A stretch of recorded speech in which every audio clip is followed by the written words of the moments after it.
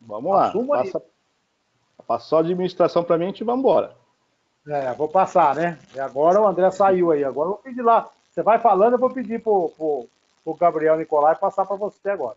Eu só vou pedir, só porque hoje de manhã não pude estar presente, porque eu fui nomeado aqui da Comissão de Direito Aeronáutico e Mobilidade Urbana do Guarujá, pela OAB. Então hoje de manhã foi a cerimônia, então não pude estar de manhã acompanhando. Já cheguei na fala do Emerson, aí não deu para pegar do comecinho aqui. E aqui a comissão ela tem atuante bastante, tanto na parte do aeroporto quanto na parte do transporte público aqui. E entrei como consultor técnico deles, achei feliz pelo convite aqui do presidente da OAB participar. E vamos aguardando aí a entrada da tela. Mas o interessante hoje, muita gente se fala muito de gestão, né? Nos primeiros seminários, há muitos anos atrás, a gente batia muito na questão do diretor de trânsito, autoridade de trânsito.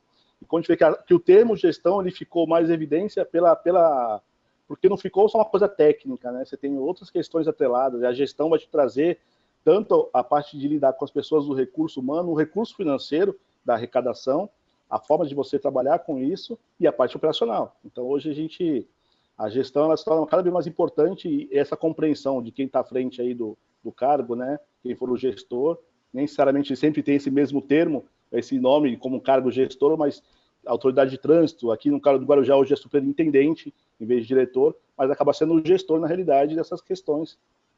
Então, hoje a gestão é importante ver todas as nuances aí, até para você conseguir comprar um equipamento de qualidade, você ter como ter recurso.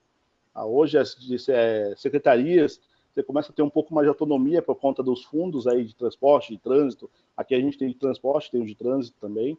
Você acaba tendo um fôlego, não dependendo da fonte 1, sempre para materiais, né?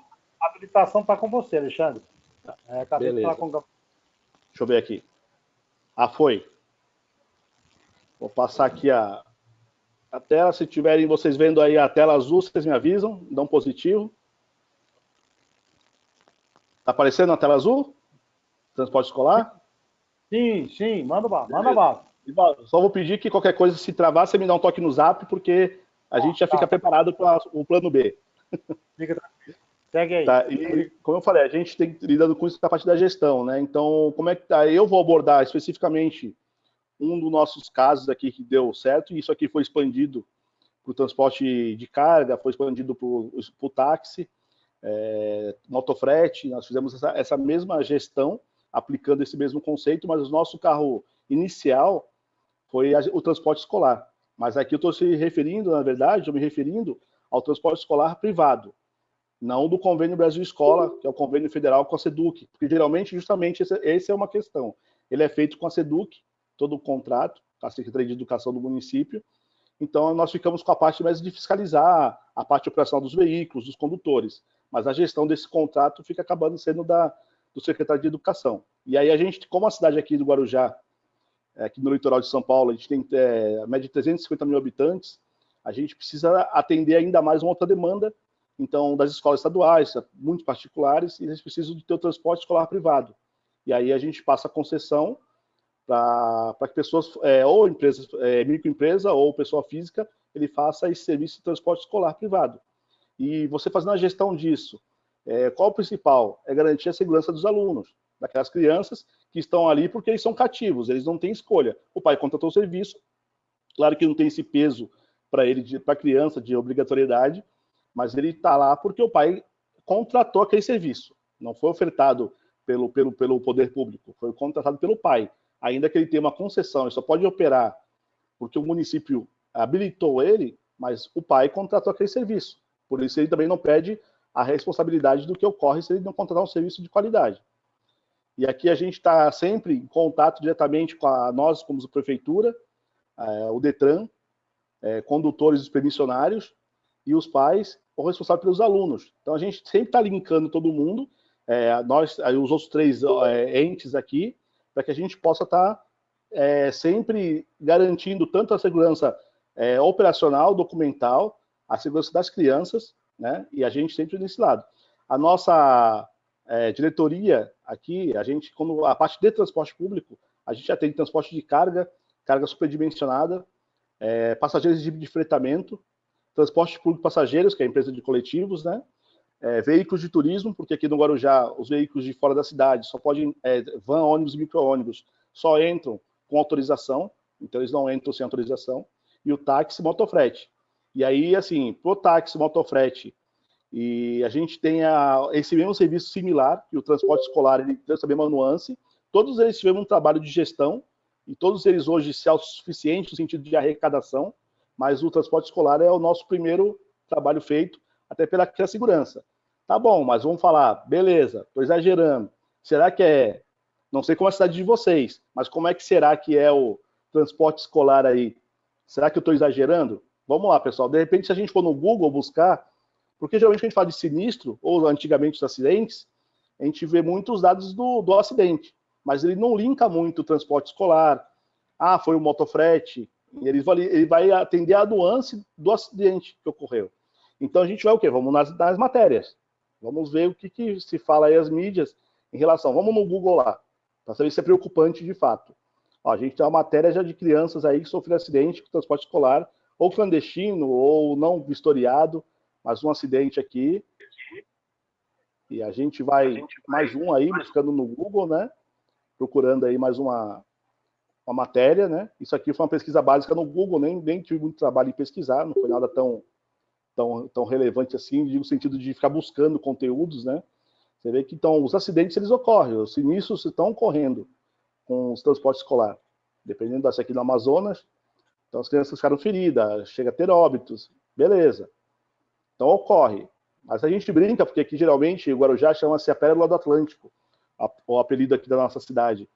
Então o pessoal vai pra cá nas férias, feriado, é muita praia e tudo, então acho que aqui é maravilhoso. Aqui a gente tem o maior aquário da América Latina, né? Então, assim, beleza, estamos no Guarujá, vamos curtir. Então, a minha diretora de trânsito, eu vou primeiro passar para vocês o diagnóstico de quando eu comecei esse trabalho, o que a gente encontrou, a parte interna, ou seja, as falhas que ocorriam na estrutura da diretoria de trânsito.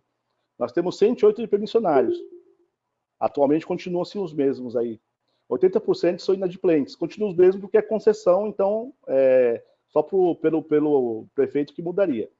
Não tinham-se vistorias veiculares obrigatórias. Faltava cumprir as normas processuais, procedimentos legais, as petições de solicitação de troca de condutor, troca de veículo, de empresa, ou seja, nenhuma norma processual era cumprida.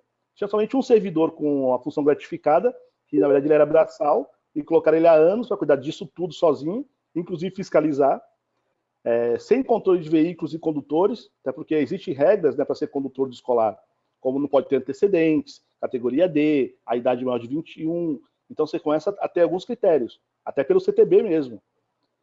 Não havia fiscalização, porque esse servidor ele era braçal e ele não era de fiscalização. E a gente tinha boletins de cidadãos inúmeros sem resposta, porque não tinha quem fiscalizasse. Então esse era o panorama que eu me deparei em 2015. Aí, tudo bem. Aquilo é que eu tenho na minha instituição. Tá lá. A falha procedimental ocorre. E na rua, como é que esses carros... O que se reflete? A falta de fiscalização, a falta de procedimentos cumpridos se reflete. As fotos que eu vou mostrar para vocês são o transporte escolar que tem licença. Esses aí eram os concessionários, não são clandestinos. Por mais que pareça, esses não são clandestinos.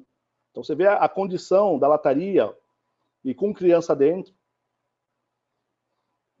higiene, cuidado com o veículo, ó, a lanterna coberta com adesivo, o pneu careca. Esses aí todos são veículos concessionários, né? Esses têm a concessão do município.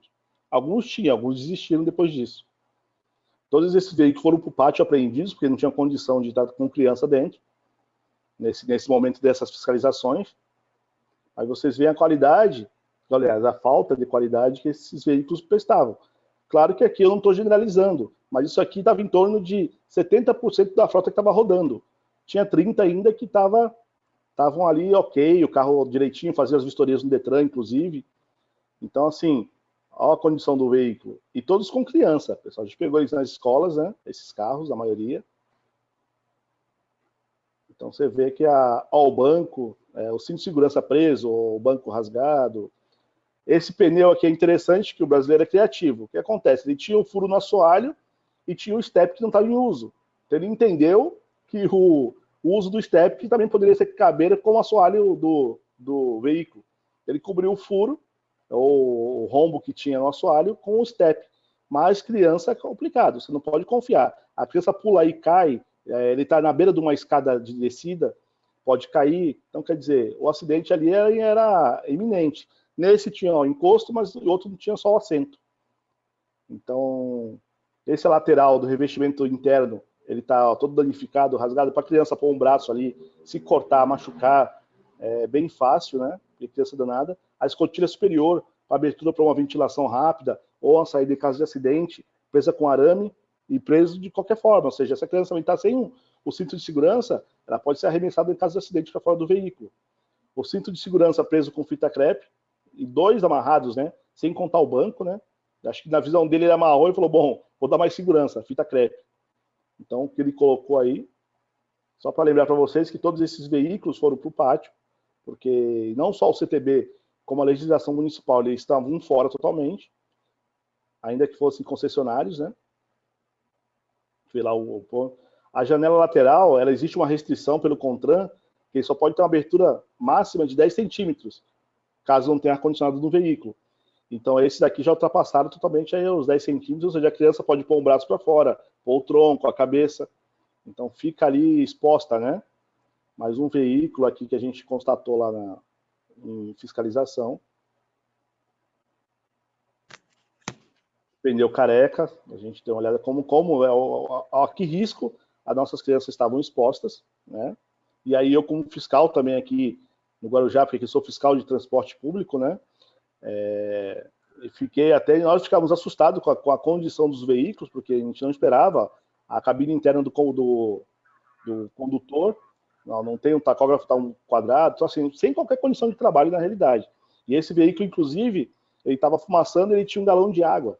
Então, sempre que ele parava, porque ele tinha um vazamento no sistema de arrefecimento do motor, então ele sempre estava completando o radiador o tempo todo. Então, quando a gente trouxe ele para o pátio, um agente veio dirigindo e ele veio fumaçando. Aí depois ele falou que o galão que estava ali de canto era para ele completar cada escola que ele fosse. Aí vocês imaginam o risco para uma criança, se ele não consegue fazer isso, se pega fogo nesse motor, o que não é difícil, sem esse arrefecimento do motor.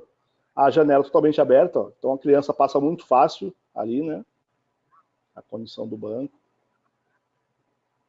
Ali, ó, tem um agente nosso de trânsito que está tirando a foto. Ele passaria ali tranquilamente. Então uma criança, né, também poderia arremessar algo para fora, se expor ali fora a parte do seu corpo, né? Outro carro de fora ter machucar e então assim, eles não cumpriam de fato essas normas. Recontar a limpeza desse ônibus, ó, mais uma janela totalmente exposta e aberta, sem o restritor.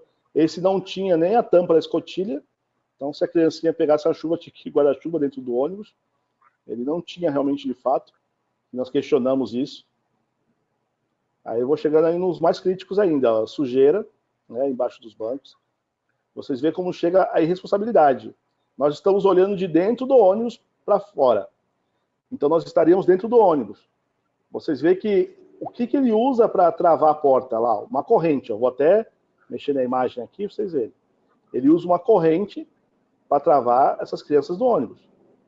Ele entrou, estava com a corrente, olha lá. Vamos olhar de fora, o cadeado. Quer dizer, se houver um acidente, as crianças estão totalmente expostas. Se ele ficar inconsciente, se durante isso acontecer, ele não conseguir abrir, o que acontece? Né, se ele perde a chave nessa colisão, ou seja, as crianças ali não tinham nenhuma chance de saírem do veículo por conta da corrente na porta. Então, assim, totalmente ali perigoso. Mais uma parte do para-choque de um outro veículo. Tá, pessoal, então, assim, para que todos vejam, assim, isso é nosso panorama.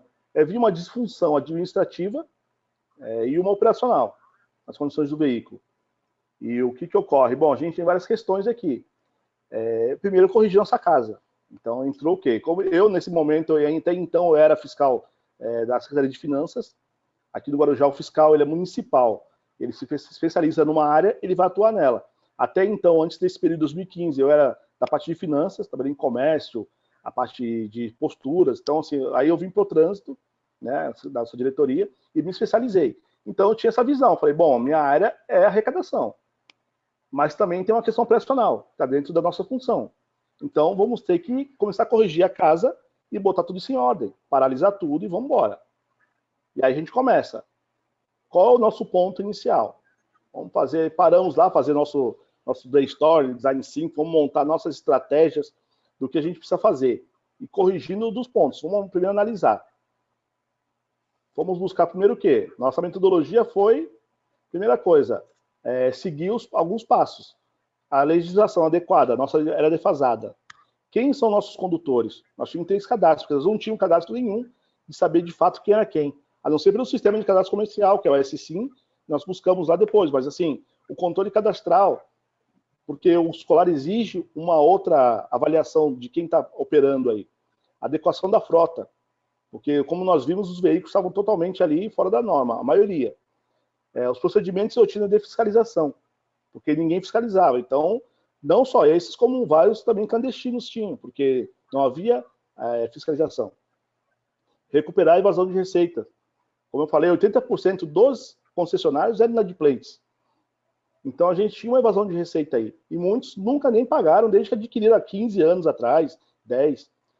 E aí entra o ponto, que é comunicação e educação de trânsito. Porque também se esse condutor ele também não tem uma postura, porque a educação de trânsito tem que estar dentro do contexto escolar, para que a criança tenha isso interiorizado dentro dela e siga as normas. Mas também ali aquele condutor de escolar, ele também é um exemplo para elas, direto.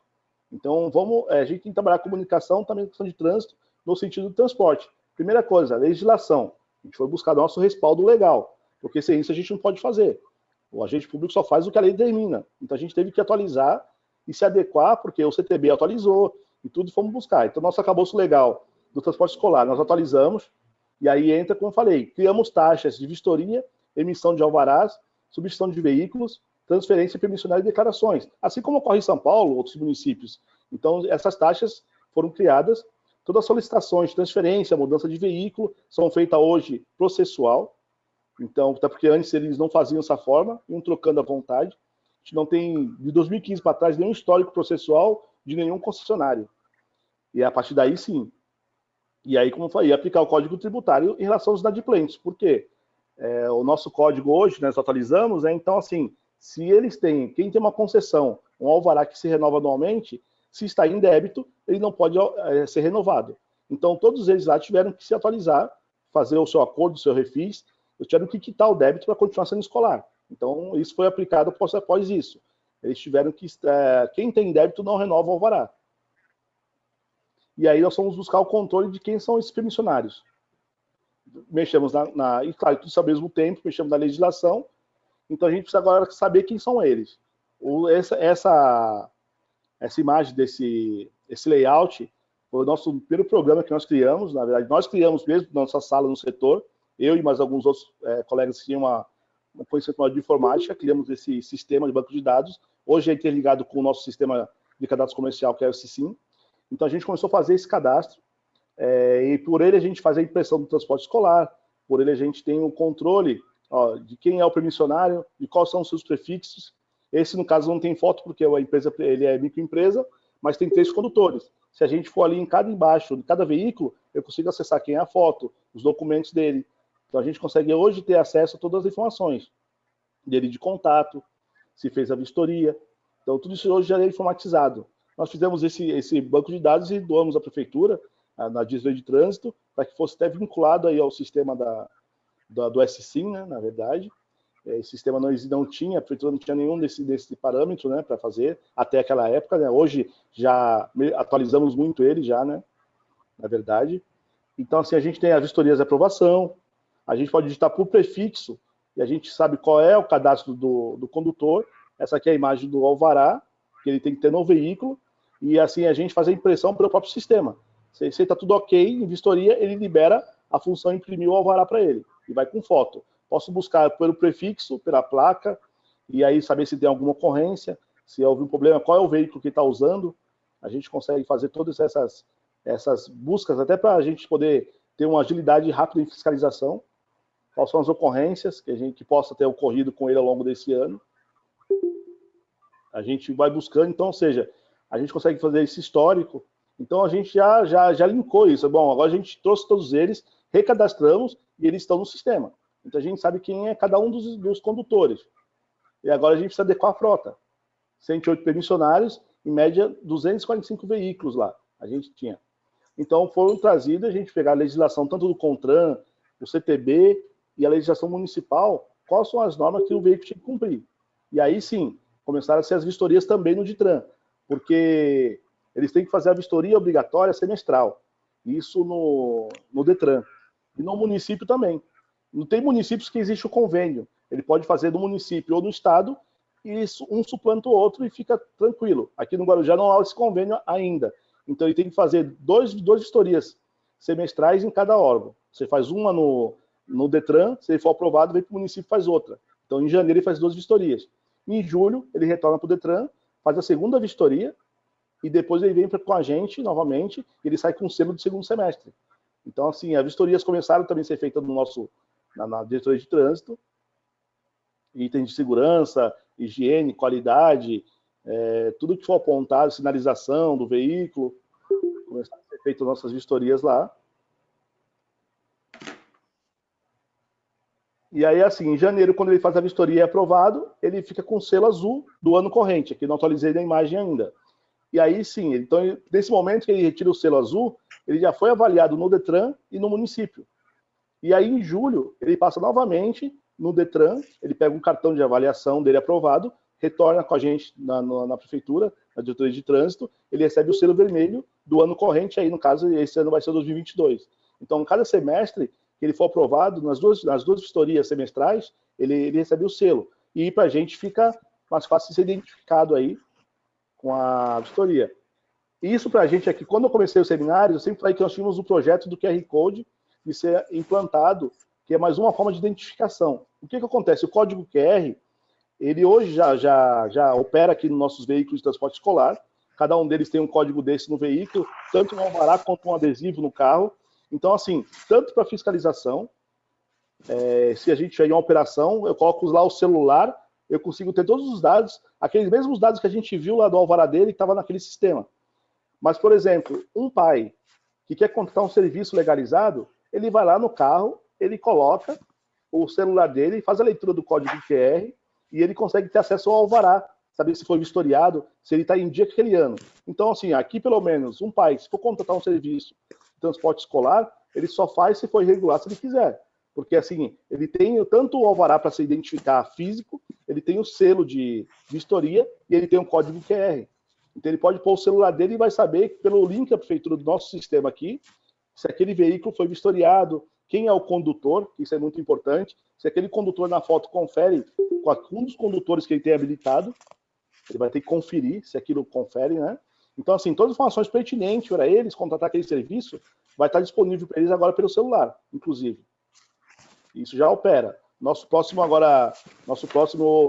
projeto agora é a geolocalização deles. Nós estamos já vendo a proposta para ver empresas que fazem essa geolocalização. Cada um vai ter mais um chip também, daqui mais uns anos, esse ano que vem no próximo, e a gente, pelo nosso sistema, consultar se eles estão cumprindo a rota, se algum acidente, onde aquele veículo parou. Então, depois do código QR que foi implantado, nós agora vamos passar para o próximo passo aí, que é a geolocalização dos escolares. E aí o que acontece? Procedimentos e rotina de fiscalização. Como eu falei, a gente não tinha nada disso. Então, ou seja, eu brinco muito, eu falava nova postura do agente fiscalizador, mas tudo ali era novo, porque na verdade ninguém fiscalizava. Então a postura dele era nova. Mas, assim, eu aprendi uma coisa na fiscalização, é que você vai trabalhar, você que a gente fiscaliza já incomoda porque ninguém gosta de ser fiscalizado. Só que nosso trabalho é esse. Então, eu não preciso chegar com arrogância, eu não preciso usar a minha função, meu poder, para que eu seja obedecido, a não ser autoridade. Então, a gente sempre começa com a cortesia, educação, orienta. E, claro, que tem momentos que eles não aceitam, também a gente vai para a apreensão do veículo, a gente muda o nosso tom de fala, e sempre com autoridade. Mas, então, e sempre em momentos mais complicados, a gente tenta sempre dessa forma. Até porque cada van, cada ônibus está com 20 crianças, 30 crianças, 15. Se a gente chegar com truculência, aquele condutor é a referência deles. né? Aquela contra-referência. A orientação, a advertência, a multa e a apreensão do veículo, as nossas penalidades aqui. Nossas operações nas escolas são sistemáticas e os locais de maior concorrência. Criar taxa para coibir os clandestinos, que a gente começou a tem alguém com áudio aberto. Preservar sempre os alunos, na verdade, né? Que nosso tom todo é esse, e comunicar e notificar os pais. Qualquer função que a gente tem aí, sempre os pais têm que ser comunicados. Deixando de pedir para a pessoa que está aí com o áudio aberto fechar o áudio, né? Ah, tá bom. E como eu falei, a gente analisou várias nuances aqui. Então agora a gente vai começar como eu falei. Só que também a gente dependia muito da fonte 1. E a gente tem um setor que também arrecada porque nós temos concessionários. Então ele arrecada. Então o que acontece? Nós precisamos criar o mecanismo que impede a renovação da licença se ele tiver débito em dívida ativa. Se de um ano para o outro ele não pagou dívida ativa, ele não renova. Então todos foram obrigados, em 2016, a quitar os débitos para continuar o serviço escolar. E criamos as taxas aí, né? Processo administrativo, operacional, troca de titularidade, substituição de veículos, vistoria, indicação de condutores, recursos provenientes de multas e apreensões, e todos esses valores foram vertidos ao fundo de transporte. Então, esse fundo de transporte, insumos de trabalho, informática, inclusive hoje, a nossa fiscalização não usa mais o talonário de papel, a gente usa um tablet, que é esse que eu estou até usando para fazer a apresentação. A gente usa nosso talonário já eletrônico, porque nós adquirimos por meio do fundo de transporte. A prefeitura tinha um sistema e não tinha equipamento. Então, nós conseguimos hoje, e eles adquiriram hoje para toda a fiscalização, mas inicialmente a gente conseguiu transferir o nosso talonário para ser eletrônico por conta do fundo de transporte. A gente começou a ter recurso, um fôlego, equipamento de informática, a gente conseguiu adquirir veículo para fiscalização, porque começou a entrar receita. Entrou receita aí, a gente começou a ter um fôlego para trabalhar, porque só da fonte 1 a gente não conseguia, e a licitação era mais complicada, demorava muito mais, aí o material para emissão de alvará, para os selos de vistoria, material para o selo do QR Code. Então, assim, hoje a gente consegue com muita mais facilidade, porque o fundo, ele dá para a gente esse suporte, né? Na verdade, para a gente conseguir fazer isso, sem ter tanta aquela burocracia e a demanda maior que se tem, se for licitar pela própria prefeitura mesmo, direto. A parte da tesouraria e tudo. E aí a gente tem a nossa educação para mobilidade. E o que ocorre? Aqui no Guarujá, todo ano, na Semana Nacional de Trânsito, a gente tem um ciclo de palestras com os condutores de transporte escolar, condutores permissionários, e com os pais dos alunos nas escolas. E esse dos alunos, na verdade, ocorre o ano inteiro. As escolas hoje já chamam a gente durante o ano inteiro, quando eles entendem que está tendo algum problema com o escolar, para que os pais saibam. Então, a palestra para eles é uma palestra um pouco diferente, voltada aos pais, mas a gente tem esse trabalho. Aqui são as palestras que a gente faz nas escolas, mostrando para os pais aí os perigos do transporte escolar. Para eles, aqui é o ano inteiro, né? As escolas agendam, tanto estadual, municipal, como particulares, agendam na diretoria de trânsito a palestra num dia que eles decidem aqui, escolhem, que é melhor para os pais comparecerem, e a gente vai lá mostrar para eles a forma de identificação do escolar, como se identifica, quais eles podem contratar. Hoje, como eu falei, tem o código QR, a gente mostra as situações que alguns carros aparecem para a gente. E hoje a gente tem um agendamento muito grande em relação a isso. Antes era mais eu que fazia essa palestra, mas hoje tem outros companheiros aqui que trabalham, a gente trânsito já também trabalha aqui, agente fiscais e agente trânsito, trabalha em conjunto aqui nessa área de transporte. Então hoje a gente já expandiu um pouco mais aí. Você vê que os pais têm uma adesão grande a se informar sobre essa questão do transporte escolar, né? E aí são só os pais que têm filhos que utilizam desse sistema de transporte para poder estar levando seus filhos para a escola, né? Então eles sempre comparecem aí em peso com a nossa serviço. E a segunda parte, como eu falei, todo ano na Semana Nacional de Trânsito, a gente tem um ciclo de palestras com nossos condutores e permissionários, até porque isso hoje para eles é um item obrigatório de renovação. Nossa lei municipal, como eu falei, atualizou, então eles só vão renovar o alvará se eles participarem do ciclo de palestras que ocorre. Então, cada ano, esse ciclo de palestras com os escolares aborda um tema, um foco que a gente, segurança, documentação, algumas mudanças na legislação, CTB, e eles são obrigados a participar, e esse certificado, ele é um dos documentos necessários para a renovação do alvará deles anualmente. Então, eles são meio que obrigados, participar desse ciclo de palestras, apesar que eles não se sentem dessa forma, pelo contrário, a gente nunca teve um retorno negativo deles, eles se sentiram mais valorizados, porque até então antes não tinha nenhum trabalho, nenhuma nada voltado a eles. Eles hoje têm uma associação de transporte escolar deles, que eles não tinham, conseguiram montar porque, quer que não, valorizou o trabalho deles, damos um tom mais profissional, eles foram mais valorizados e, assim, diminuindo os clandestinos. Então, hoje é bem visível quando é o clandestino que não tem licença e eles que são identificados como escolar do município. Então, eles são grandes parceiros nossos, porque eles, quando começamos com esse trabalho, inclusive de palestras, a gente achava que eles iriam ser contra, iam ser resistentes, pelo contrário. Eles se sentiram valorizados, na verdade. E isso foi gratificante. Então, tanto como nas escolas com os pais e com eles, a gente tem esse respaldo deles. Então, assim, isso foi o que a gente atua. Vamos lá, e como resultado? O que a gente tem aí de resultado? Sem contar na qualidade do serviço, sem contar na segurança das crianças. A gente, em 2015, 80% de inadimplentes. Como em 2016, se eles tivessem débito, eles não renovariam, a gente recuperou 1 milhão e 5 mil reais só de débitos que eles tinham anterior a 2015, a 2015. Então, naquele ano, esses valores entraram para a receita da prefeitura ainda. A arrecadação anual do escolar, só do escolar, eu estou falando de valores só para a gente entender como que a questão da gestão e como esse setor é sustentável. A arrecadação anual, nossa, só do escolar, ela está em 105, hoje já aumentou um pouco mais, está em 115 mil reais, a arrecadação anual de alvará, receitas, outras taxas, multas, mas isso aqui, nosso setor, como eu mostrei no início, nós temos mais umas 5 atividades lá. Então, nossa receita anual do fundo está em torno de hoje de 1 milhão e alguma coisa, 1 milhão e meio, com todas as atividades que nós temos alteradas na nossa parte de transporte. Mas só do escolar, como eu abordei ele, entra para o nosso fundo aí, em média, por ano, 105 mil reais, só com o escolar. Nós tínhamos aí a parte da segurança, nós tínhamos ações e questionamentos do Ministério Público. Até 2017, a gente não teve nenhum. Todos foram atendidas, né? Perdão, desculpa. Ação e questionamento do Ministério Público, nós nunca tivemos nenhum. Em 2019, houve uma força-tarefa do Ministério Público em todas as cidades da Baixada Santista, aqui da Baixada, aqui do litoral. A única que eles não apontaram que tinha algum problema documental, operacional com os veículos foi no Guarujá. As demais, um apontamento ou outro, algumas mais graves, mas assim, a nossa, foi um retorno do nosso trabalho que a gente sentiu, é que essa força-tarefa do Ministério Público, eles não apontaram nenhum problema no nosso sistema de transporte escolar.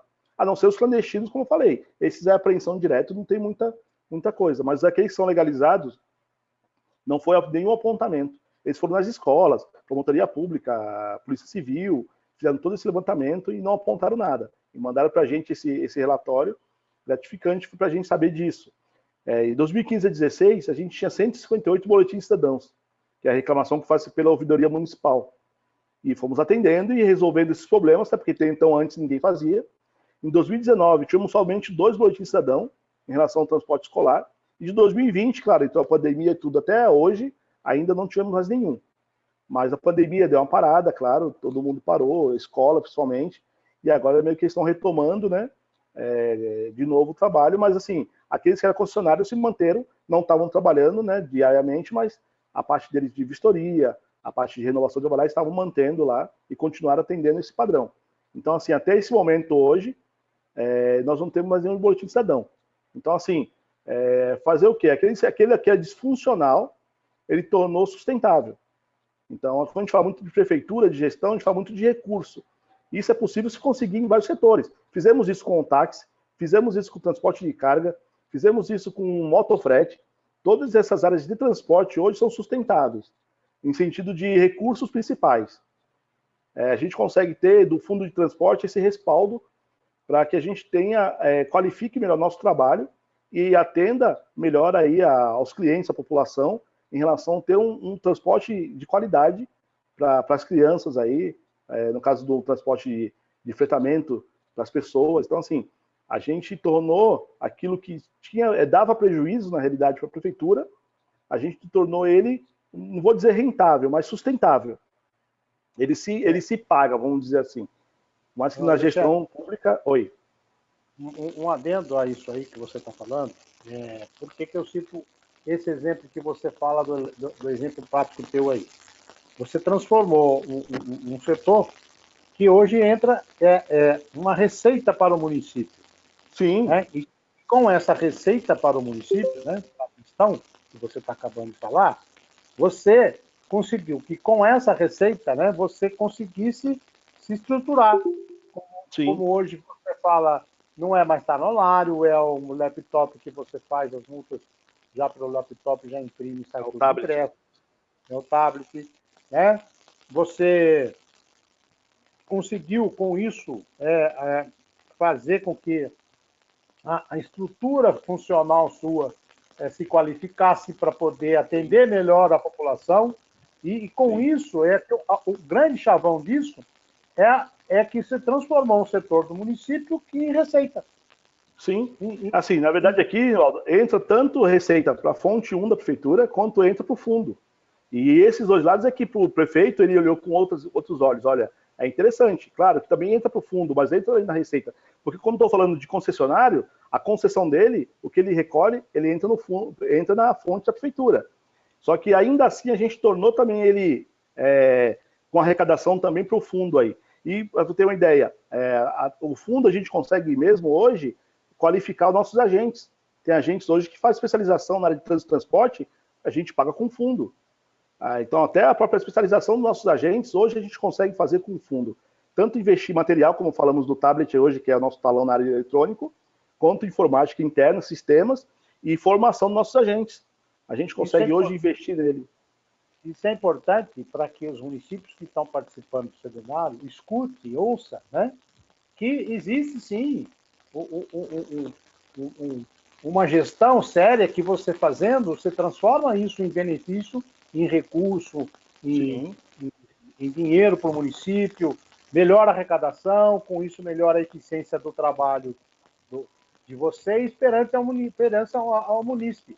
Quer dizer, os prefeitos têm que entender o que eu venho falando. O dinheiro existe, quando é bem gasto e bem aplicado, você tem o retorno. Claro, e saber utilizar e saber também buscar, que eu digo no sentido de que é possível se trazer. E é claro, assim, o Guarujá tem 350 mil habitantes. Municípios maiores vão ter que uma arrecadação maior, e menor também, mas é possível trazer a arrecadação. Então, falando para vocês, porque aqui eu mostrei o transporte escolar. E eu tenho umas outras 5 categorias que isso aqui foi a base para que a gente tornasse a nossa diretoria tudo arrecada hoje lá, na realidade, para o fundo e para a fonte 1.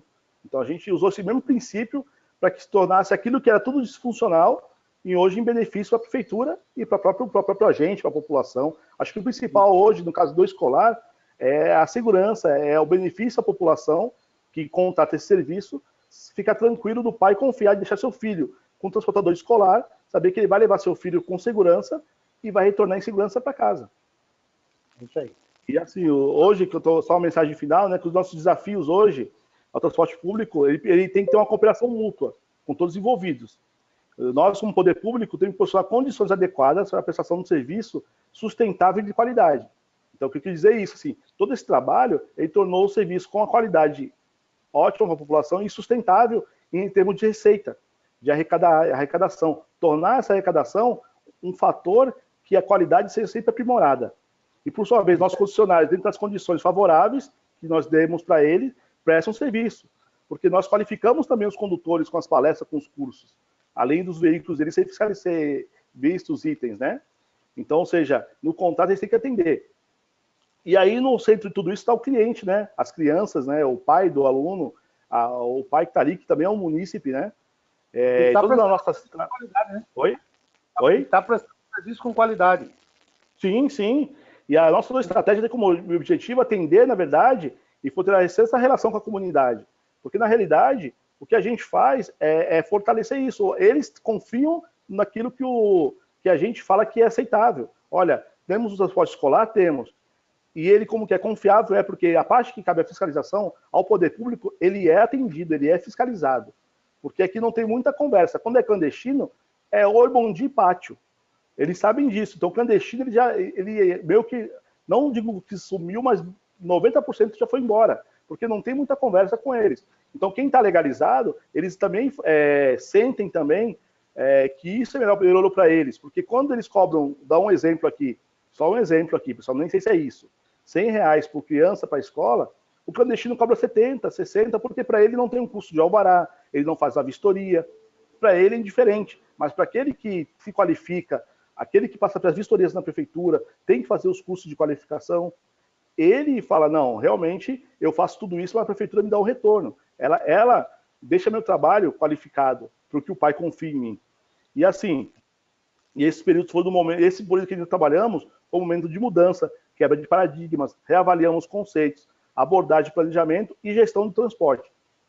E aí, eu até brinco aqui no final que a história não julgará sobre o transporte que colocamos, mas na verdade, esse é o legado que nós deixamos hoje, porque amanhã eu aposento, eu posso ir para outro setor, mas aquilo que foi instituído não vai sair. Essa forma de trabalho, isso ficou ali enraizado. Ele ficou nos agentes que continuarão ali fazendo isso e visando o principal, que é tanto, principalmente, a segurança do usuário desse serviço, quanto você ter um setor que ele consiga atender isso, né?